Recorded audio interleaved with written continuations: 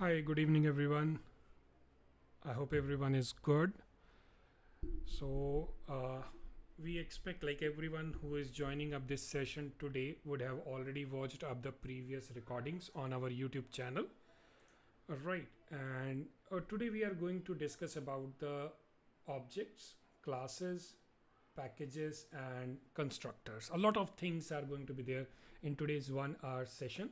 So let me share up my screen and we can proceed up further. So right here we are set start to go. Okay, right, let me open up our programs as well. So here we go for our programs and a terminal. So all set to start. We required the terminal to run our programs, notepad to write our programs, and I need a sketchboard, I mean the whiteboard, where I can do some theory part and explain it to you guys. Right, so last week we discussed about the classes and objects. I hope everyone is good with the classes and objects concept. If in case anyone is not clear, can go back and watch the recording once. If still he is not very good with understanding, you can post your queries in the Telegram channel. I will try to make some small videos, as I have already told. If you have any doubts, please post it in the Telegram channel. I'll explain it in the form of small videos, short videos, and that will help us not to interrupt the progress of this live class and also solve our doubts, right? So let's start with the things. Now, what are we going to discuss first part today? So today we are going to start with a recap on the classes, right, and object. After that, we are going to talk about the constructors, and then we will talk about the packages if the time allows in today's session. Though I'll try to cover up all these three topics. Now, why I am taking up classes and object again? Because see, it's a very important topic, and whole of your programming structure like Java programming is based on the classes and the objects only, right? So now we'll start with some of the theory part of classes and object, like where is the object created, right? Where is the object created?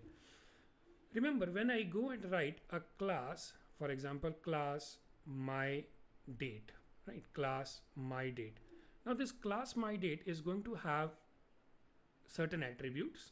For example, int day, okay, int month, and int year. Now, though we have the date class in Java, right? We do have the date classes, but I'm trying to create my own my date class for understanding of the objects, etc.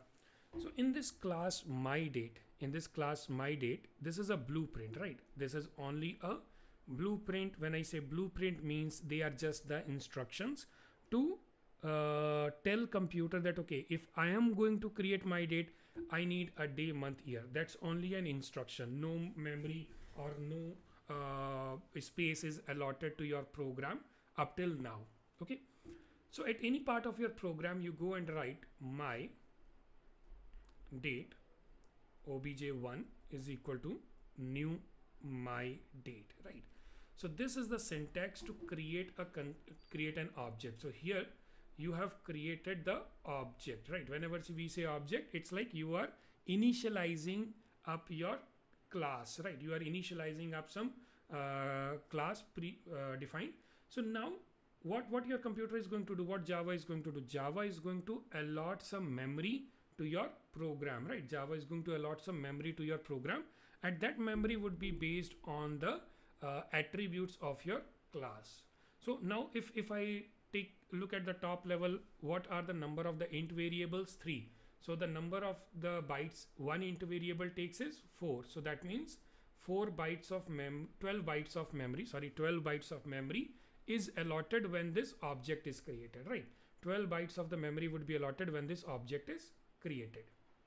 Okay, so 12 bytes of memory, fine. Now where is this 12 bytes of memory allotted? Please focus on this point. It is very important if in case you want to go for certification, or even if not certification, for your interviews or for your understanding. This is a very important point.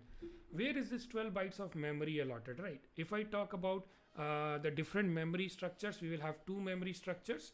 First one I'll define as stack, right? The second one I'll define as heap.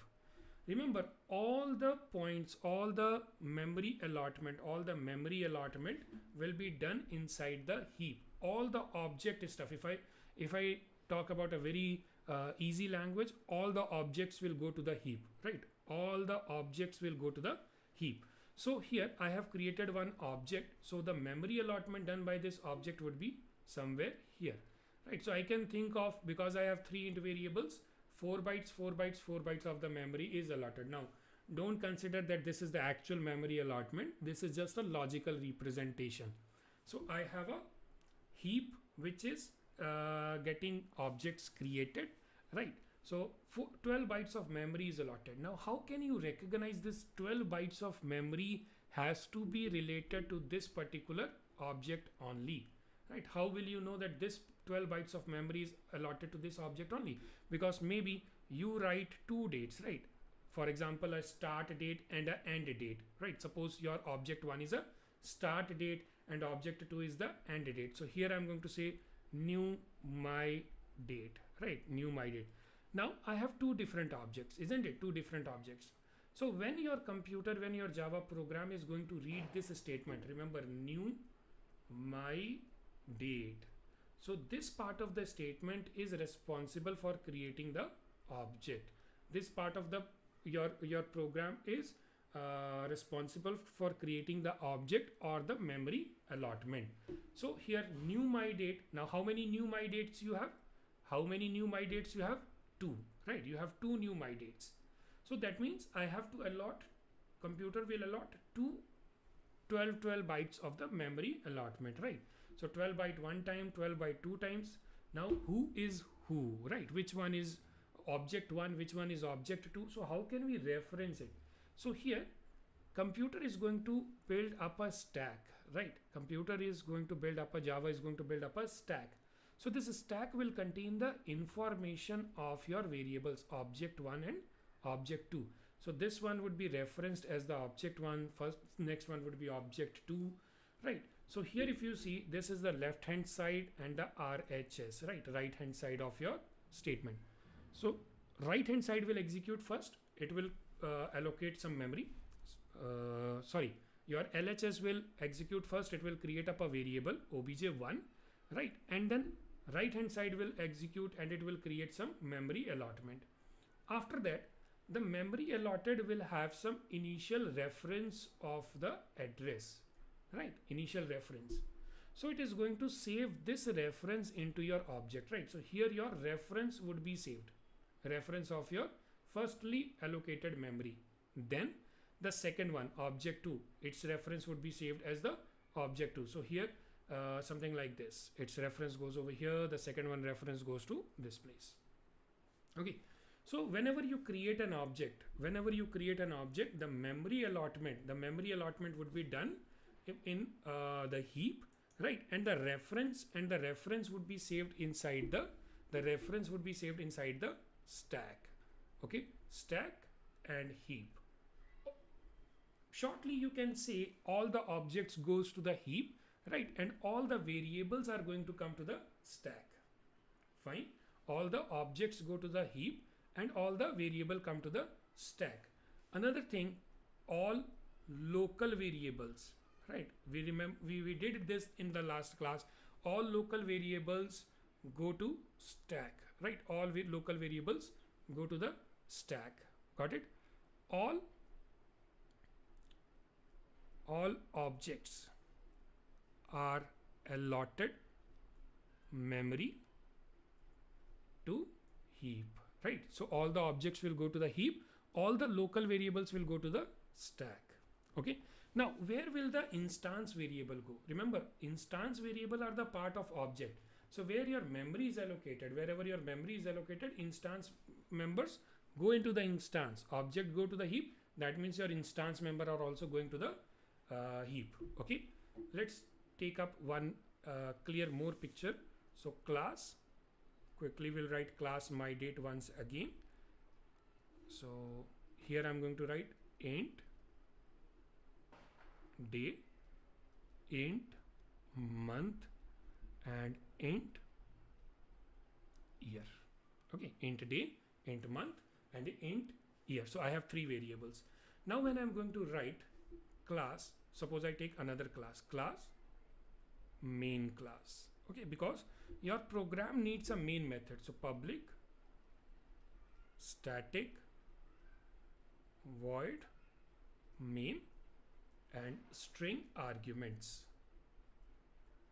So you have now my date class object to be created. So you write my date is equal to new my date, right? So as soon as I go and create this statement, my date is equal to new my date. So inside your stack, it will create a variable date. Okay, inside the stack it is going to create a variable date with the name date. Now what is the type of this date? The type is my date, right? The type is my date. Remember, this is your variable. Don't call date as an object.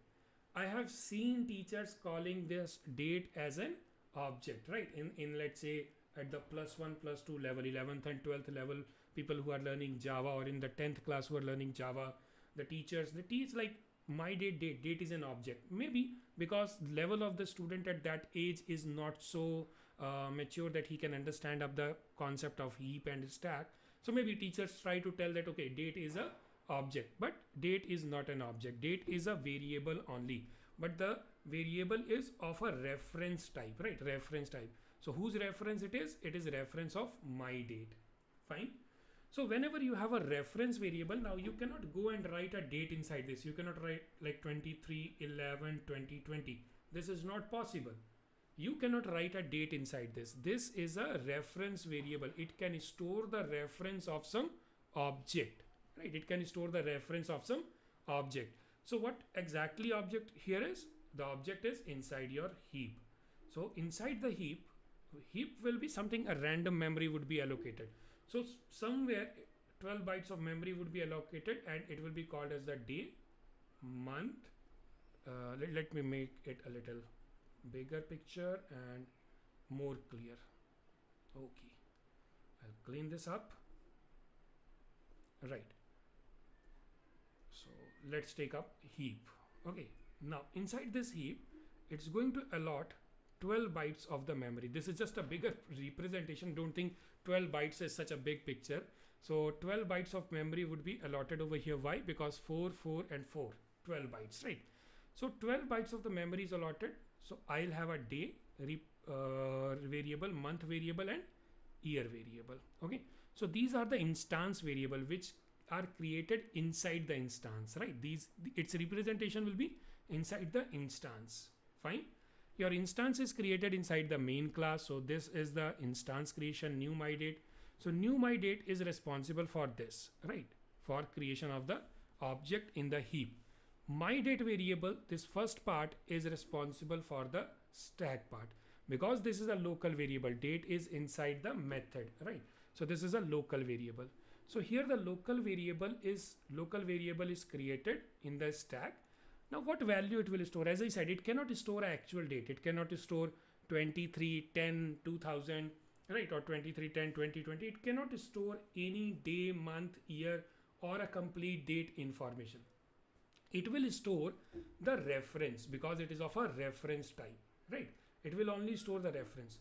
So the reference of this memory allotment would be kept over here. Now that reference can be anything, right? I'm not going to tell that this is a proper pattern or value. It can be reference generated from your system, right? So Java has kept it hidden, like whether it is an address or a reference or reference to address. So we call it as a reference only, right? It is the reference of that memory allotted. Okay. So I hope you guys would be very clear that whenever you create an object, the object is created in the heap. Don't call this date variable as an object, right? It's not an object. It's a simple variable which will contain the information where your day, month, year are saved, right? The information of that object is saved. So if you go and write one more time, my date, let's say, and a date. Okay, this time the variable name is different. So new my date. Okay, so now new my date will again go and create one more object. So the number of times you see new in your, the number of times you see new inside your program, you can understand that many number of the objects are created. Let's play a quick game over here.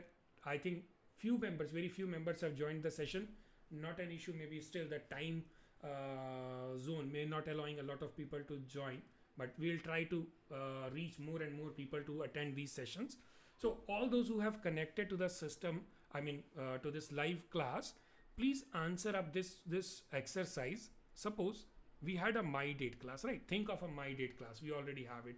So I create a my date, date one object is equal to new my date, right? So this is going to create your first object. So here I will answer the first question. How many objects are created right now? It is one, right? All those who would like to answer the question, please answer in your chat, in the chat, right? So how many objects are created over here? That is one. A single object has been created, right? A single object has been created up till now. Okay, the question comes over here that if I write the another statement, my date, date 2 is equal to new my date. So the question is, how many objects are created now? If I say that this is statement number 1, statement number 2, right? Everything is inside the void main, right? So public static void main, and this whole program is inside main. My date class is created somewhere. I'm going to utilize it. So now I have written two statements. My date, date 1 is equal to new my date. My date, date 2 is equal to new my date. Now, how many objects are created in this two statements, right? I would like to see answers from you guys. Please drop a number in the chat. 1, 2, either 1 or 2, right? Or none of the objects are created. Will it be an error? So what do you think? How many objects would be created here? Let's have a quick answer. Anyone who can tell me how many number of the objects are created here?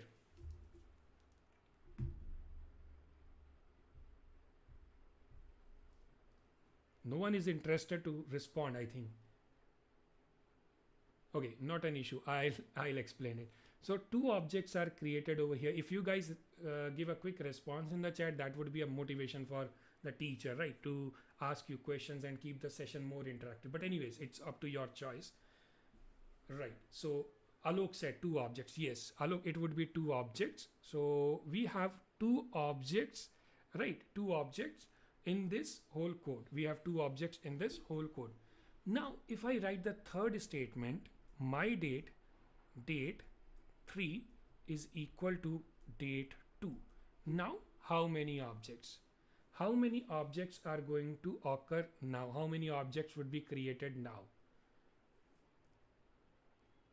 Quickly, if you guys can try to attend this. Now, how many objects are going to be created? I think there is a little bit of lag. It's not running at the real time. Maybe when I'm asking up the question, I'm getting the response a little late. Okay, no problem. I'll put some pause when I ask a question so you guys can respond to the questions. Okay, so now in this case, how many objects are created? When I include this third step, how many objects will be still created? Right. So it is only 2, right? Still only 2 objects are created. So if I write over here, this is going to create an object. Okay, this statement is also going to create an object, but this statement is not creating object, right? It's not creating object because this is only a variable. As I said, very simple. If you want to look in your program, how many objects? Look at the number of the new keywords, right? So we have only 2 objects right now in our program. The third one is only a variable and it is pointing to the second object only, right? Now I want to add one more thing over here, is the garbage collection. Garbage collection. What is garbage? Garbage is something which is not useful, right? Which is we are not going to use. Now when I talk about what is garbage in Java, any object which is not referenced by any variable is a garbage. Any object which is not referenced is a garbage. Any object which is not referenced by a variable is a garbage. Okay. So now if I look at these objects, let's do it in a diagrammatic form. I have a stack. Okay. So I have three variables, date 1, date 2 and date 3, right? And I have two objects in my heap.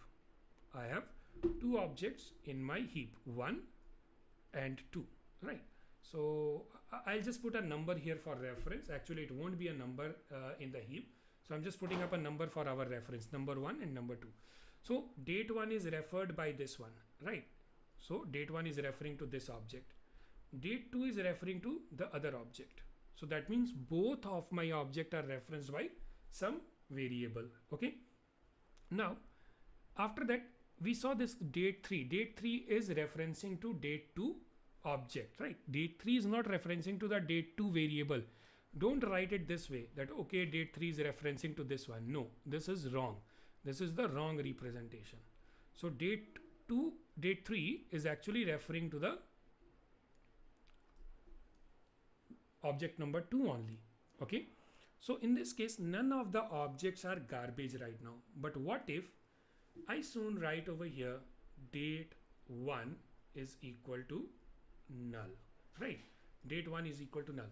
As soon as I write date 1 is equal to null, that means the reference of date 1, is removed. Now date 1 is a null variable, right? When it is a null variable means it is not referring to anyone. So now if you see, oops, I made a mistake over here. Date 3 is not referring to the first object, my bad. Date 3 is referring to the second object, right? So now the object number 1 is a garbage, right? Why it is a garbage? Because earlier it was being referred by date 1, right? Date 1 variable. But since date 1 variable has been changed to null, so now it is not being referenced by any variable. So this is a garbage, right? So when there is a garbage, Java has a garbage collection feature, So whenever any object is not referenced by any variable, right? Whenever any object is not referenced by any variable, it is collected by the garbage collection. Okay. I'll give you a certification level question over here. How can you run the, let me write over here. How can you call garbage collection explicitly, right? Explicitly. Now I don't know whether when I'm talking about like certification thing, you guys are aware of certification or not. Certification is a vendor exam, Oracle Certified Java Professional or Associate exams, right? So you can give these exams. These are the paid exams, right? These are the certifications. You may have heard about like your friends talking about CCNA exams, Oracle DBA exams. So similarly, you have the programming exams also for Java programming, right? So Oracle Certified Java Professional. So you will have like 70 to 80 questions. You have to give the single attempt is there, and it's a monitored exam, right? Proctored exam. You would be under a camera invigilator, right? And you have to attend that exam. There would be a defined passing marks. So if you achieve that, you are a Oracle Certified Java programmer, right? Professional. Fine. So how can you call the garbage collection explicitly? So if I want to call the garbage collection explicitly, I have to call system.gc, right? So system is a namespace, and out of that I'm going to call the gc method. System, you can think of it as a class, system.gc. So system.gc is the method which you will call to run your garbage collection explicitly, right? But you may not require this garbage collection to run explicitly, because Java is very good at cleaning up the garbage, right? Any objects which are not being referred by any variables, they are cleaned up by your garbage collector, right? Okay, so let's go back to our previous slide. So I hope you guys understood what is the like object, how it is created in the heap, how it is referenced in the stack. So whenever you write a local variable, whether it is a value type or a reference type, it will go to the stack, and the reference of that reference type should be going into the heap as an object. Okay, great. So let's move to the next topic, constructors. Right, constructors. Now what are constructors? Why do we need constructors? Okay, why do we need constructors? So if I talk about the constructors, constructor is the block of code that executes on object initialization. All my examples are going to take the reference of myDate class, right? So put your all focus on the myDate class, right? Whenever I talk about myDate class, think myDate class having a day, month, year. Okay, either a myDate class or a point class or a vehicle class. These would be 2 or 3 classes which we are going to use. Most of the examples all examples would be on these classes. Okay, and this is a live class, right? So whenever I'm going to code, probably there can be errors. We have to learn from the errors. So it can be a syntax error, it can be some logical mistakes, though I will try to keep my code like writing down slowly, so it should not be errors. I'll verify them, right? So everything is live. There is nothing like pre-running a script. You are not watching a pre-running script. Okay, so constructors, block of code that execute on object initialization. Where is this block of code? I have not written in myDate class. If I remember myDate class, I have not written a constructor. So do I need a constructor? Is a constructor compulsory to be created? Answer is no. You don't have to create a constructor compulsorily. It is not mandatory, right? It is not mandatory. Yes, the need of constructor is that you execute on the object initialization. Okay, the need of constructor, very good question. So the need of constructor is to initialize the attributes of class. Suppose you want to give some default values, right? Suppose you want to give some default values to your attributes. Okay, so in that case we can keep the constructor. Fine. Think of this is your one object, right? And this is your another object. A lot of pictorial representation would be there, object 1 and object 2. Now object 1 has a day, month and year, right? So I say that when the object 1 is getting created, I want to put a date like 23 and 2020. Okay, when the object 2 is getting created, I want to write a day like 22, month is equal to 04 and year is equal to 2020. Okay, so now if you see, both the values are different. So using the constructor, I can easily set these values. So for now, for the initial understanding, we'll say constructors are used to initialize the attributes of the class. So if in your college or if in your interview someone asks you like what is a constructor, so you can say constructor is the block of code that executes, or constructor is a block that executes on object initialization, and it initializes the attributes of the class, right? It initializes the attributes of the class. Now next question comes, what is the name of a constructor? Suppose if I have a myDate class, class name is class myDate, then what will be the name of constructor? So the name of constructor will be same as the class. You don't have to think about the name. There is no naming ceremony for the constructors. Constructors are just going to have the same name of the class. We don't have to think about the name, right? We don't have to think about the name of the constructor. It is the same name of the class, right? myDate only. So if I have a point class, right? If I have a point class, what will be the name of the constructor? The name of the constructor will be point. So you write a round parenthesis, then a curly parenthesis, right? So whenever you have to write the constructor, its definition is very much equivalent to the method, right? But the difference is constructor do not have a void or a return type. Okay, so let's quickly write up the features of constructors. Constructor, the first point is constructor name is same as class name, right? So I should not think about any other name. Constructor name will be same as the class name. Second point, constructor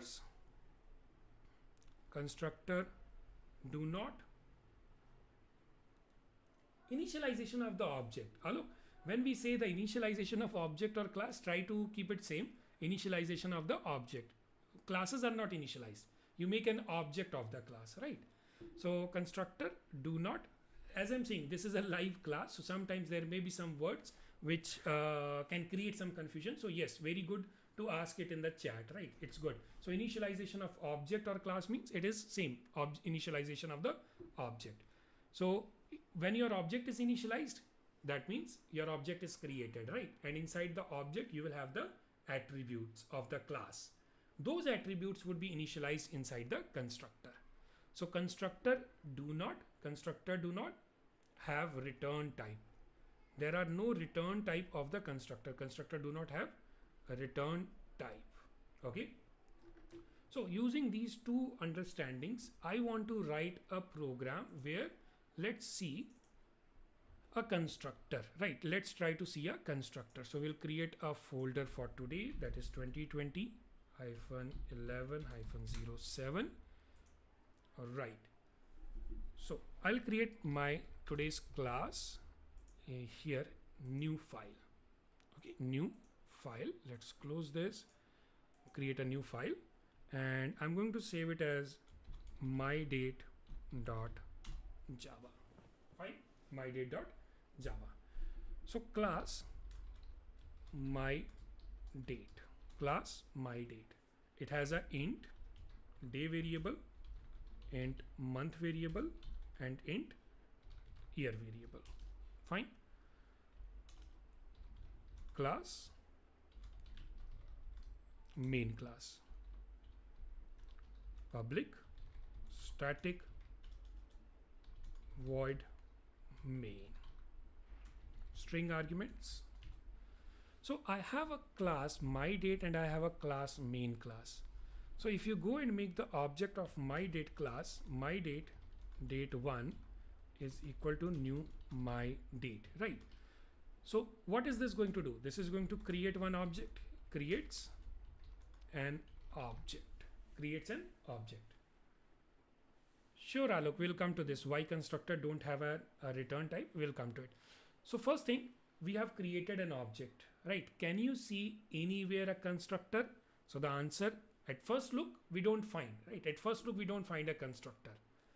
So at first look, we don't find a constructor, but the point is, whenever an object is created, the constructor is executed, right? Whenever the object is created, constructor is executed. So you create an object, constructor executes on the object initialization, So if the constructor executes on the object initialization, I have not created any constructor. How can a constructor execute now? I am creating one object. This is my object, but I don't have a constructor. How it is executing? So the answer is Java by default adds a constructor to your class, right? Java by default adds a constructor to your class. Got it? Java by default adds a constructor to your class. So this means there is a constructor in your class which you cannot see, but at the background, behind the scene, there is a constructor in the class, right? There is a constructor in the class. What constructor are we talking about, right? Now let's compile this class. So we will go to our folder. First of all, cd trainings, Java, batch 10, and in today's folder, that is 2020-11-07, right? 11-07. So I'm going to compile my program. Compilation is good. So it would have created a class myDate class, a class main class, right? Now I'm going to show you one more new command. Earlier we had used the command java c and java. If you are going to use Eclipse, etc., you won't be able to find this output. So try to read this in using the terminal, right? Try to run this program in terminal and run this command in terminal. So the command is java p, right? Java p. It is a disassembler. This disassembler is going to read your class file. So java p, give the name of your class, that is myDate. myDate. Okay. So I have given the class myDate, compiled class myDate to the Java disassembler. Enter. Look at your code. So this says showing you the compiled code from the mydate.java, right? So your mydate.java is containing day, month, year. You can see at this point. Okay. You can see at this point day, month and year. But if you look at that last point, myDate and the parenthesis, right? What is that myDate parenthesis? So that is the default constructor which Java has allotted, right? That is the default constructor. So the default constructor added over here does not contains any arguments, right? Default constructor is zero argument constructor, means it is not going to accept anything. It is not going to accept anything, any value. So it is a zero argument constructor. Default constructor is a zero argument constructor. It is not going to accept any value. Fine. So what is this default constructor going to do? So default constructor can be one way to complete your syntax and give the default values to these variables day, month, year as 0, 0, 0. Now default constructor, you are not calling up the default constructor. Try to understand this. You are not writing the default constructor. Default constructor is written by Java, right? And if you see, when you are writing up the object initialization, look at this point. Isn't it a kind of constructor calling, right? If you match this selected statement with your this statement, so doesn't it look same? So whenever you are calling up your creating up your object, right, that is actually calling up the constructor, right? So by default Java is injecting up a constructor in your program, right, so that when you make an object it should not give you any errors. Got it? Now if I want to create my own constructor, so here we go and write myDate day is equal to 1, month is equal to, let's say, 1, and year is equal to 2020. Fine. I have created a constructor, right? I have created a constructor, and if I just try to print this value, system dot out dot println day concatenated with month concatenated with year. So now if you just compile this program, if you run this program, I'll just resize it.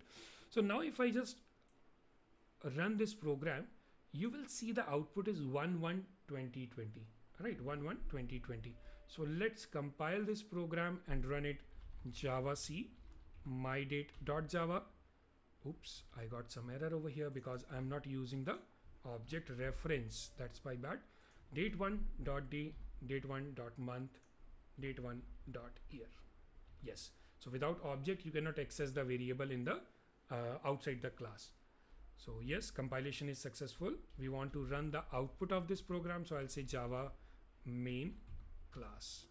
So you can see the output is 1/1/2020, right? 1/1/2020 is the output. 1/1/2020 is the output. Fine. Now if I just don't write this, I don't write this constructor, try to see what is the output. It won't give you any error, but it has a 0, 0, 0 default values. So here you can see how you can use the constructor to give a default value. If you don't want a 0, 0, 0, you can use the constructor to give a default values, right? So here we go. So I can write a constructor and I don't need to call a constructor. It is not like you have to write date1 dot my date, right? This is wrong. This is an error. Okay. You should not write date1 dot my date. You cannot call a constructor. Error. You cannot call a constructor, right? Using object. You cannot call a constructor using object. Constructor is called implicitly. There are two terms, implicit call and explicit call. Implicit call means which is called by Java itself, right? It's work done by Java, right? Work done by your system automatically. We don't have to intervene in it. Implicit means where I am going to do the work, right? Where I am going to do the work. For example, here, if you see, you are trying to call this. This is an explicit call. Error. It won't work. When I'm creating the object, implicit call, your constructor is automatically running. It is a string concatenation.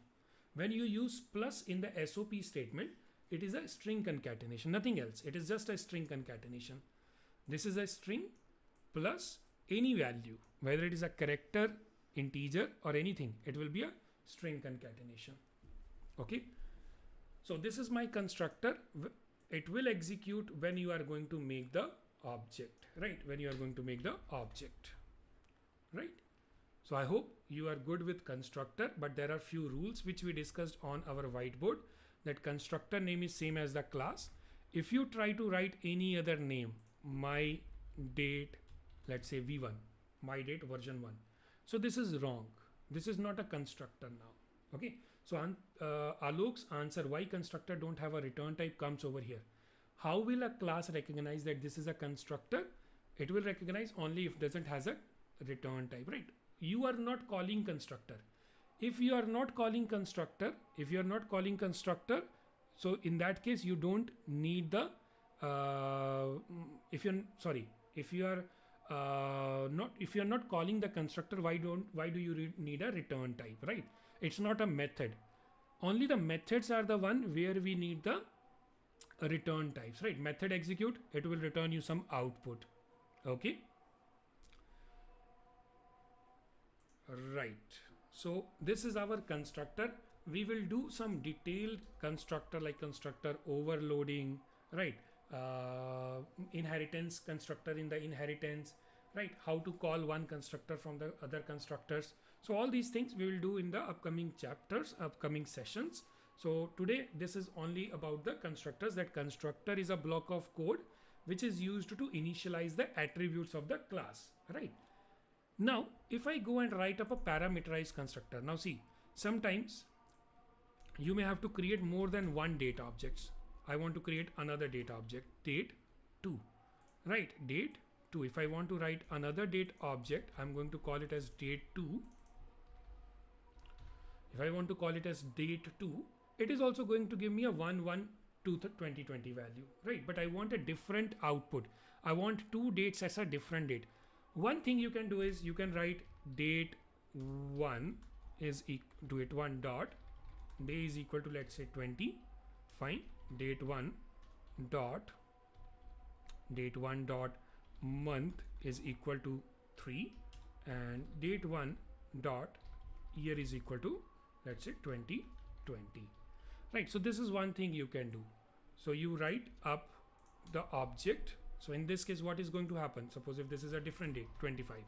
So in this case, it creates an object. Remember, my date will create an object and it will have the default value as 1/1/2020, right? 1/1/2020. Whenever you are going to create the object here, the object will be created with the default values. The default value of these variables are 0, 0, 0. Then the constructor will run. It will put the value 1/1/2020. Okay. After that, it will see, okay, still there are some more values being assigned. So again, the value will be overwritten. So day will go as 20, month will go as 3, year will go as 2020. Same happens with the date 2 object. Got it? So there are 3 type of value initialization. Whenever an object is created, whenever you are going to create an object, right? Whenever you are going to create the object, so it will be the default values, default data type values, default data type values. So your day, month and year, it will be having 0, 0, 0. After that, explicit initialization, explicit initialization. Now if I look into my program, there is no explicit initialization. Explicit initialization means is equal to 1 is equal to 1 is equal to 2020 2000, let's say. Okay, so this is the explicit initialization. That means all the objects which are going to create will have the value now 1 1 2000, right? But then it will see which constructor is being called over here. When I say which constructor means, that means there can be multiple constructor.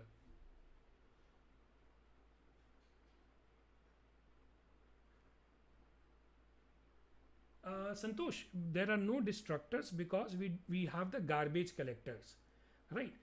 In C++, there were destructors because C++ was not good in memory management, right? So we had to write the destructors to clean up the objects.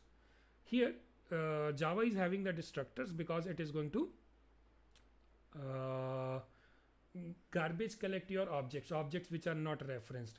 Alok, yes, Zoom can be a better option, but Zoom, we had a very bad experience, you know it. So that's why we have moved to YouTube. And there are some settings on YouTube. We'll try to check that also, how we can bring it to like lowest latency, right? With the lowest latency, I don't want to like exploit the quality of the video, right? My screen sharing, it should be like full HD so you guys can read out the code. No problem, we'll see that. Let's come back to our code. So we were talking about this, that when you are creating up an object, the first thing that will happen is the initialization, the default initialization of the data type values. And after that, it is going to have the explicit initialization, right? Explicit initialization. Third step is your constructor, right? Your constructor. And the last step is any getter and setter. We have not yet done getters and setters. We'll come to it later. So your constructor is going to give the value 1, 1, 20 and 20, right? So these are the 4 steps how your value is going to set finally inside your variable. Okay. I hope no one is having any doubt with this. Constructors. So we got to know that constructors are going to execute when you have the object being creation. So we were talking about if I have multiple objects, I don't want to assign the value like this. You can write a constructor with the parameters.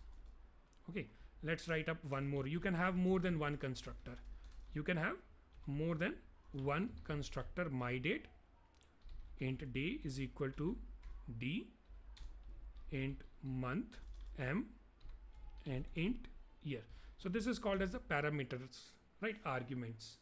So here in the arguments, I'll say day is equal to d, month is equal to m, and year is assigned the value from y, right? So I have d, m, y, which is assigning their value to day, month and year variables of the class. So now this thing can be easily done. You can pass the value 25, 3 and 2000 or 2020, right? So now see how easy it has become. So remove this and now it's good. Right. So whenever you are using up an parameterized argument constructor, you should always have a 0 argument constructor also. If you don't write a 0 argument constructor, you may get an error when you are declaring the object. Very important. Whenever you are declaring up, you are writing up a constructor with arguments, don't forget to create a 0 argument constructor. Else you will get error when you are creating the object like this without arguments. Okay, so for example, suppose if I go and compile this program, see, it will show me an error. It says the first object that you are creating is getting errors, right? Because you don't have a matching constructor. Constructor myDate can be applied to given types, cannot be applied to the given types because it requires an integer variables. You are not supplying any integers. So therefore you should keep a blank argument constructor also, zero argument constructor also. Now compile it, it is good. You run your program, you get the output. Okay, so that's all for today's class. I want to have a quick overview from you guys, like do you have any questions, queries? Or you can watch this recording once again, and if you have questions, post it in our Telegram channels. If you like this session, please share it with your friends, right? And we are bringing up a advanced Java programming session that would be a weekend session of like Sunday only, and it's not necessary for you guys to attend, the newbies. Share it with any of your senior colleagues who want to appear like go for web development with Java. All right. So I believe I have answered up all your questions from the chat. Santosh, Alok, G coding. If you have any of the doubts, please drop us a message in Telegram channel. Right. So we'll close the session over here for today. I hope everyone is going to enjoy the weekend. Packages, Santosh will do it tomorrow because we are having some lack of time. Tomorrow we have a session and we'll do packages and some more advanced stuff.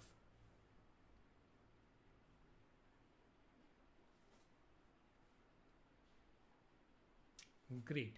So let's close the session over here. Thank you everyone. Bye. Have a nice weekend. Enjoy. Do practice. Write your questions, queries to me in our channel. Okay. Thank you. Do subscribe the channel, YouTube channel. We have very less number of subscribers. If you like it, do subscribe it. If you don't like it, you can just enjoy the live stream. Not a problem. Right. So like this video, please. Thank you. Have a nice day. Thank you. Bye.